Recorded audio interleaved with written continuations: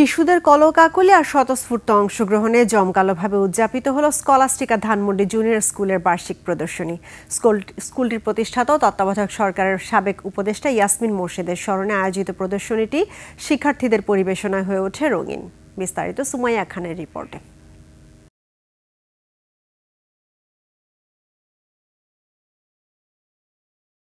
রাজধানীর ধানমন্ডিতে Scholastica junior শাখার বার্ষিক প্রদর্শনী উপলক্ষে এই আয়োজন।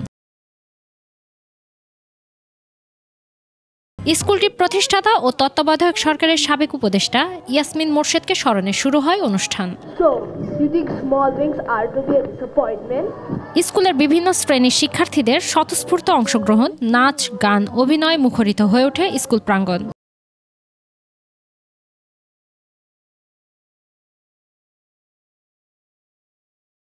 বার্ষিক প্রদর্শনীতে প্রধান অতিথি হিসেবে ছিলেন কথাসাহিত্যিক হামিম কামরুল হক ও ঢাকা বিশ্ববিদ্যালয়ের শিক্ষক কাজী তামান্না। প্রতিষ্ঠাতা ইয়াসমিন মোর্শেদ, তার স্মৃতির প্রতি শ্রদ্ধা জানাচ্ছি। তার কারণে বাংলাদেশে এরকম একটি প্রতিষ্ঠান তৈরি হলো। আমি মনে করি এই প্রতিষ্ঠান শিশুদেরকে, বাচ্চাদেরকে পৃথিবীর জন্য তৈরি করছে। শৈল্পিক, সাংস্কৃতিক যে বিষয়গুলো আছে, এগুলো যদি বাচ্চাদেরকে একই সাথে যুক্ত করা যায়, পড়াশোনাটা কিন্তু তখন আরো অনেক বেশি ইন্টারেস্টিং হয়।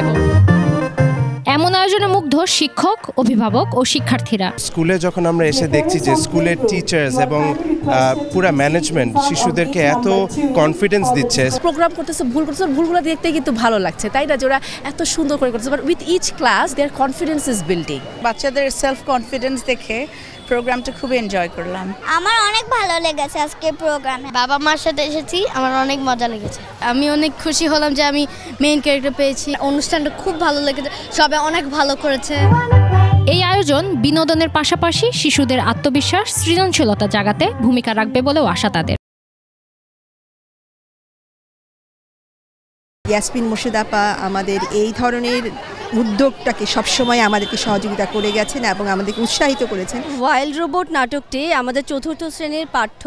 এই নাটক থেকে বাচ্চারা আসলে অনেক মানবিক বোধ শেখে।